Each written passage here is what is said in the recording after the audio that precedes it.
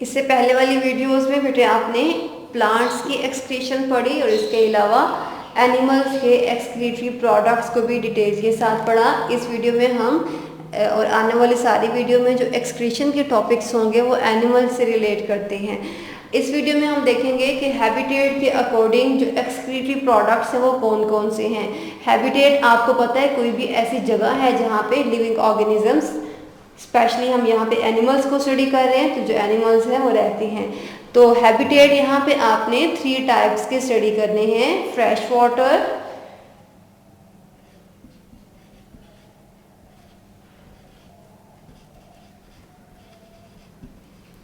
And second जो आप study करोगे वो है टेरेस्ट्रियल,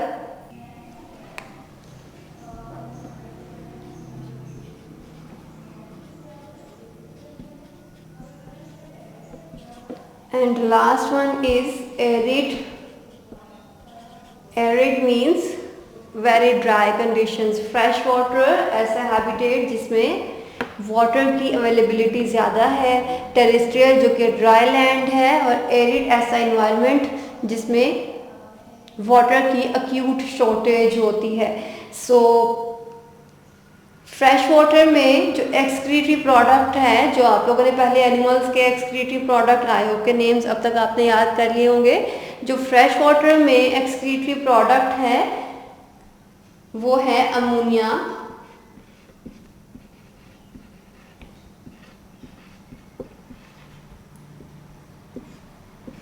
टेरेस्ट्रियल इन्वायरमेंट में जो एक्सक्रीटरी प्रोडक्ट है वो है यूरिया, एंड एरिड इन्वायरमेंट में जो एक्सक्रीटरी प्रोडक्ट एनिमल्स यूज करते हैं वो है यूरिक एसिड।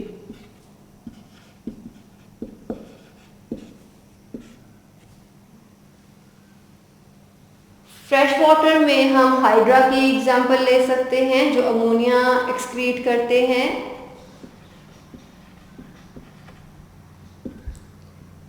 टेरेस्ट्रियल इन्वायरमेंट में सारे मैमल्स की एग्जांपल आ जाती है जिसमें ह्यूमंस भी हैं जो यूरिया एक्सक्रीट करेंगे।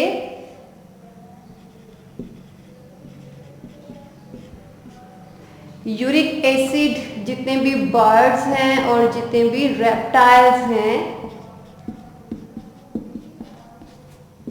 वो यूरिक एसिड की फॉर्म में नाइट्रोजनस वेस्ट को रिमूव करते हैं।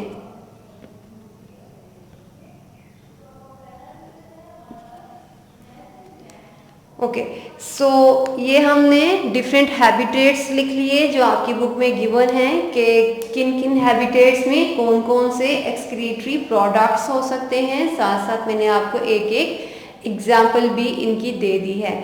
ओके, अब यहाँ पे जितने भी नाइट्रोजनस वेस्ट हैं उनमें सबसे पहले अमोनिया ही प्रोड्यूस होती है, और अमोनिया सबसे ज़्यादा टॉक्सिक है। अगर आप टॉक्सिसिटी का लेवल स्टडी करो तो सबसे ज़्यादा जो टॉक्सिक है वो अमोनिया है, फिर यूरिया एंड फिर यूरिक एसिड। तो आप कह सकते हो कि जितने भी आपने यहाँ पे कंपोनेंट्स लिखे हुए हैं, कंपाउंड्स लिखे हुए हैं, अगर आप इस तरफ मूव कर रहे हो तो टॉक्सिसिटी का लेवल इंक्रीज हो रहा है, इस साइड पे मूव कर रहे हो तो टॉक्सिसिटी डिक्रीज हो रही है। इट मीन्स कि सबसे ज़्यादा टॉक्सिक हमारी बॉडी के लिए अमोनिया है, फिर लेस टॉक्सिक यूरिया है, और सबसे कम टॉक्सिक यूरिक एसिड है। ओके, सो ये सारे नाइट्रोजनस वेस्ट हैं जो कि हमने यहाँ पे एनलिस्ट किए हुए हैं। ओके, फ्रेश वाटर में टेरेस्ट्रियल और एरिड में आपने एक एक एग्जाम्पल भी दे दी। ओके, इनमें से अगर हम देखें कि सबसे ज़्यादा जो अमोनिया है वो फ्रेश वाटर ही प्रेफर क्यों करते हैं, यूरिया टेरेस्ट्रियल ही क्यों प्रेफर करते हैं, और यूरिक एसिड एरिड इन्वायरमेंट वाले क्यों प्रेफर करते हैं।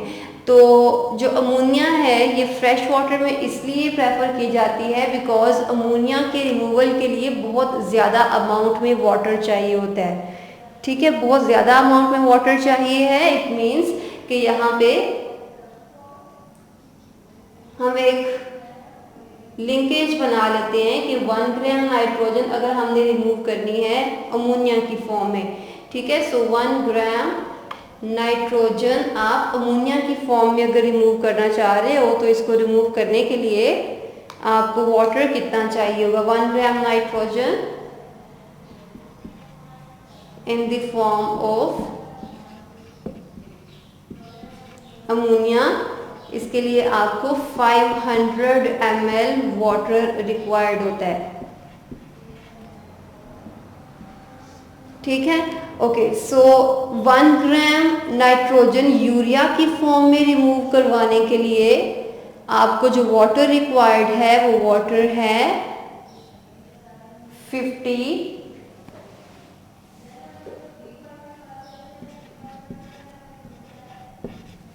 मिलीलीटर।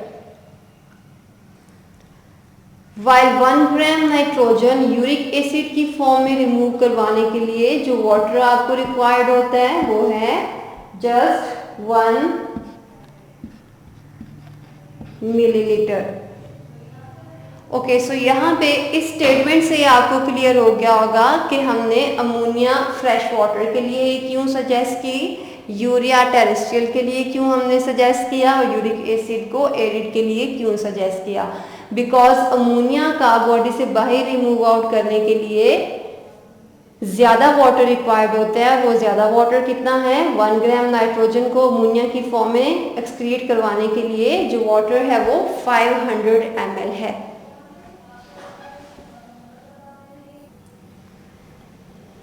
ओके, सो सबसे ज़्यादा जो वाटर है वो आपको फ्रेश वाटर में रहने वाले जो अमोनिया सिक्रीट करते हैं उनके लिए रिक्वायर्ड है। टेरेस्ट्रियल बिकॉज यहाँ पे वाटर की supply as compared to fresh water habitat कम है, तो यहाँ पे यूरिया में कन्वर्ट करवा दिया जाता है। एक चीज़ याद रखिएगा कि जितने भी प्रोटीन्स हैं वो मेटाबोलाइज होने के बाद हमेशा अमोनिया ही प्रोड्यूस करती हैं। अब इस अमोनिया को वाटर की रिक्वायरमेंट के अकॉर्डिंग फिर यूरिया में या फिर यूरिक एसिड में कन्वर्ट करवा दिया जाता है। सो आप कह सकते हो कि जितनी भी आपके ये तीनों चीज़ें लिखी हैं, ammonia, urea and uric acid, ये किस पे डिपेंड करती हैं, अवेलेबिलिटी ऑफ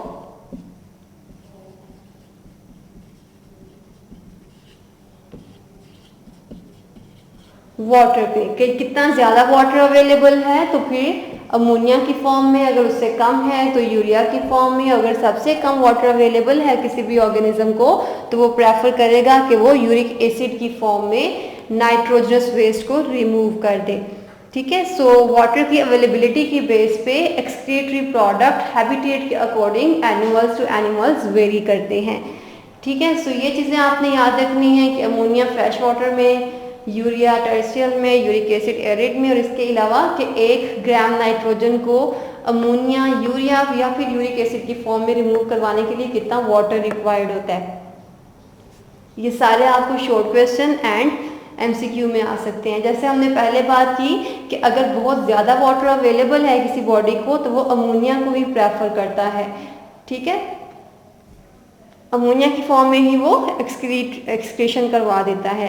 लेकिन अगर वाटर कम अवेलेबल है तो फिर वो इस अमोनिया को यूरिया में या फिर यूरिक एसिड में कन्वर्ट करवाएगा depending upon availability of water. तो अभी हम देख लेते हैं पहले ये कंप्लीट करने के बाद कि किस तरह से वो अमोनिया को यूरिया में कन्वर्ट करवाता है। पहले हम इसके जो प्रोडक्ट्स पढ़ रहे हैं हैबिटेट के अकॉर्डिंग, उनमें जो टर्म्स बताई हुई हैं उनको डिस्कस कर लेते हैं। ओके, लास्ट चीज़ जो बेटे आपने लिखनी है वो ये है कि जो लिविंग ऑर्गेनिज्म अमोनिया एक्सक्रीट करते हैं उन्हें आप अमोनोटैलिक कहते हो।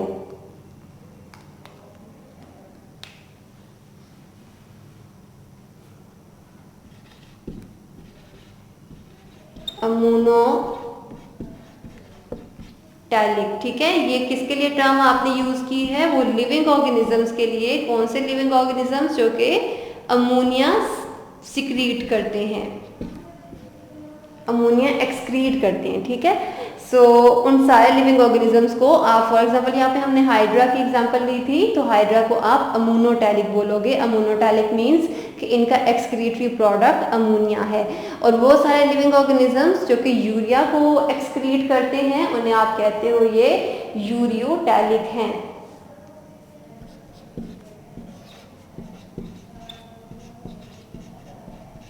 ठीक है, यूरियोटैलिक, यहाँ पे हमने मैमल्स लिखा हुआ है, मैमल्स में ह्यूमंस भी आ जाते हैं, तो ये मैमल्स यूरियोटैलिक हैं। यूरियोटैलिक मीन्स कि इनका एक्सक्रीटरी प्रोडक्ट यूरिया है।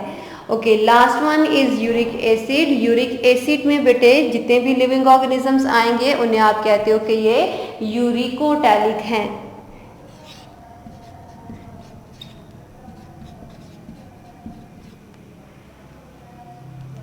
आपको डिफरेंस आ जाता है शॉर्ट क्वेश्चन में, what is the difference between ammonotelic and ureotelic, और what is the difference between ureotelic और यूरिकोटैलिक। कोई से भी तीनों में से पेयर बना के आपको डिफरेंस पूछ लिया जाता है, ठीक है। सो यहाँ पे आपने लिखना है ये एक्सक्रीटरी प्रोडक्ट नहीं है, एक्सक्रीटरी प्रोडक्ट यूरिया है या फिर यूरिक एसिड है या फिर अमोनिया है। ये जो आपने एंड पे टैलिक टर्म यूज की हुई है ये लिविंग ऑर्गेनिज्म के लिए है, उस एनिमल के लिए टर्म यूज की है जो कि एक्सक्रीटरी प्रोडक्ट है, ठीक है। सो एक्सक्रीट कर रहा है। तो अमोनोटैलिक वो लिविंग ऑर्गेनिज्म है, यहाँ पे हाइड्रा अमोनोटैलिक है, यहाँ पे मैमल्स यूरियोटैलिक है, यहाँ पे बर्ड्स यूरिकोटैलिक हैं। तो लिविंग ऑर्गेनिजम्स का ये टर्म यूज की हुई है, ये एक्सक्रीटरी प्रोडक्ट नहीं है। इनका एक्सक्रीटरी प्रोडक्ट आपको नेम से पता चल रहा है, urea, uric acid and ammonia.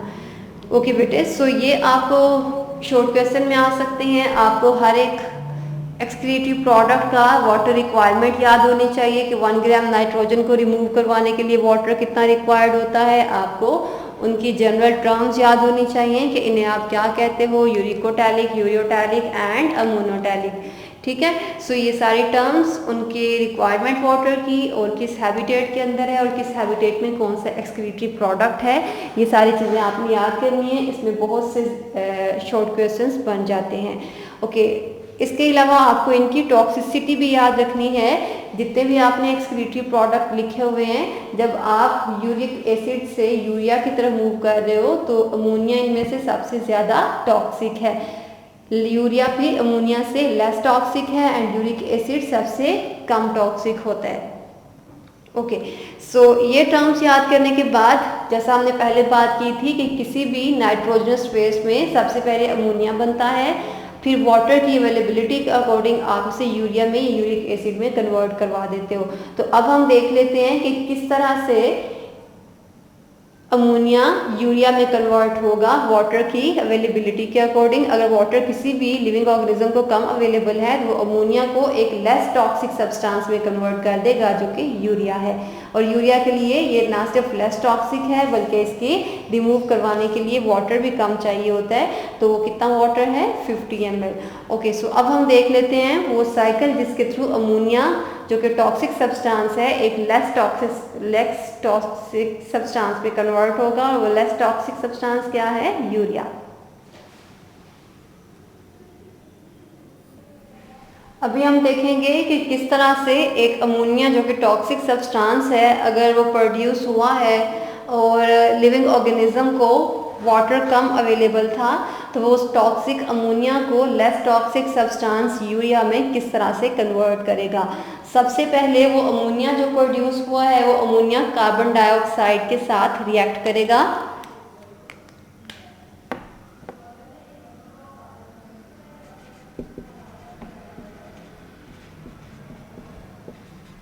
Ammonia carbon dioxide के साथ रिएक्ट करेगा और एक प्रिकर्सर मॉलिक्यूल यहाँ पे मौजूद होता है बॉडी के अंदर जिसे आप ऑर्निथीन कहते हो।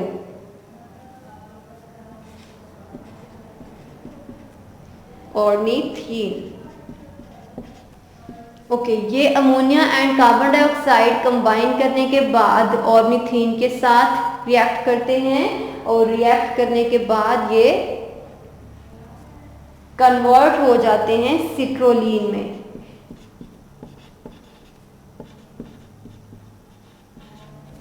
ओके, अब ये सिट्रोलीन बिकॉज यूरिया में स्ट्रक्चर आपको उसका पता है, उसके अंदर 2 अमीनो ग्रुप्स होते हैं। यहाँ पे आपको जितने भी एक्सक्रीटरी प्रोडक्ट हैं उनका स्ट्रक्चर भी याद होना चाहिए, वो मैं भी ड्रॉ करवा देती हूँ। तो ammonia and carbon dioxide combine करेंगे और ऑर्निथीन के साथ रिएक्ट करेंगे और उसे किस में कन्वर्ट कर देंगे, सिट्रोलीन में। बिकॉज यूरिया की साइकिल में हमने यूरिया ही बनाना है और अमोनिया से ही बना रहे हैं, तो अमोनिया में 1 अमीनो ग्रुप है और यूरिया में टोटल कितने अमीनो ग्रुप्स होते हैं यहाँ पे हम लिख लेते हैं।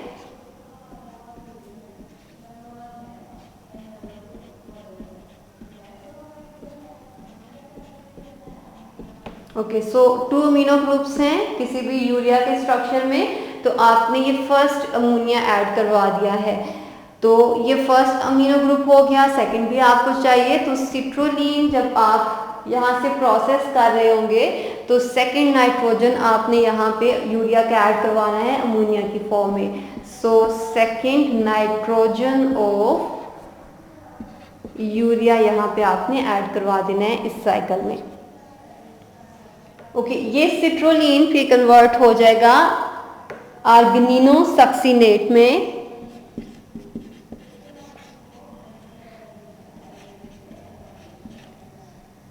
आर्जिनिनो सक्सीनेट। ओके, ये आर्जिनिनो सक्सीनेट आर्जिनिन में कन्वर्ट होगा,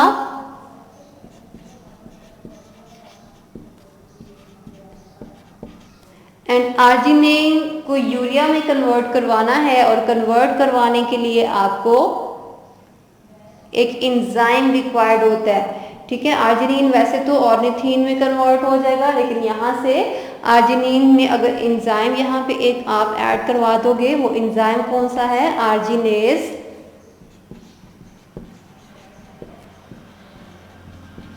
और ये आर्जिनेज एंजाइम इस आर्जिनिन को कन्वर्ट करवा देता है यूरिया में।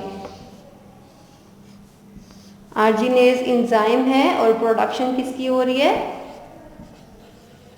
यूरिया की।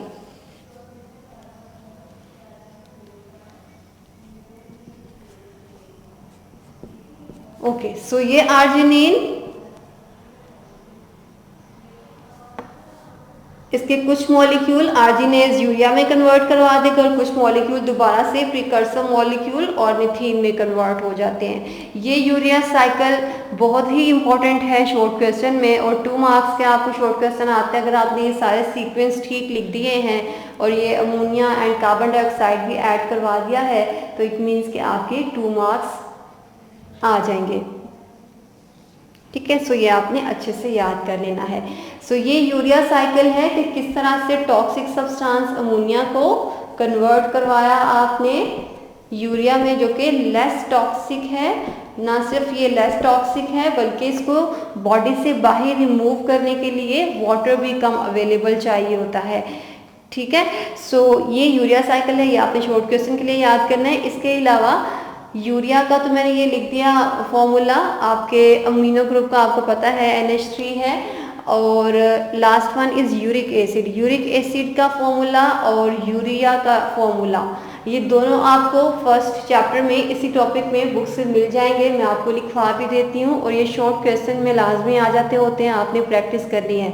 बहुत से स्टूडेंट्स समझते हैं कि ये येलो बॉक्स में लिखा हुआ है, इसको इग्नोर कर देते हैं, लेकिन ये शॉर्ट क्वेश्चन में आ जाता है, सो आपको प्रैक्टिस करनी है। ये मैंने आपको यूरिया का लिखवा दिया, मैं यूरिक एसिड का भी लिखवा देती हूँ, लेकिन बुक से भी आपको मिल जाएगा।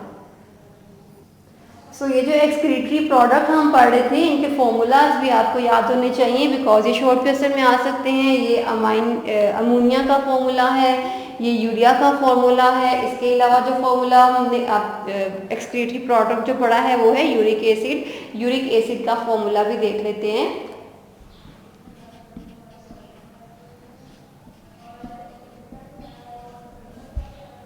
यूरिक एसिड के फॉर्मूला में 2 रिंग्स हैं।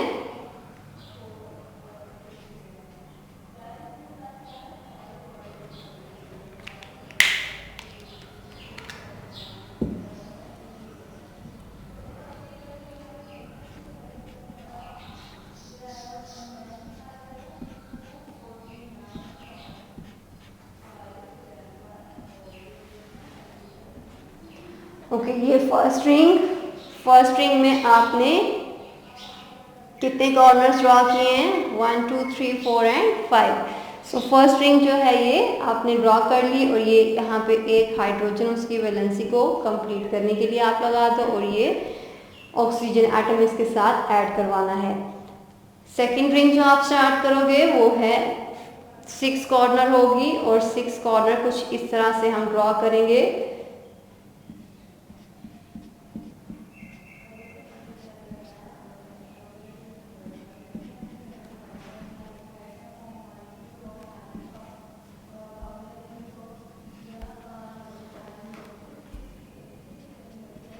ओके, ये यूरिक एसिड का फॉर्मूला आपको बुक से भी मिल जाएगा, मैंने भी ड्रॉ करवा दिया है। ये इम्पोर्टेंट है शॉर्ट क्वेश्चन में, ना सिर्फ यूरिक एसिड का बल्कि यूरिया का भी और अमोनिया का आपको पहले ही याद होगा।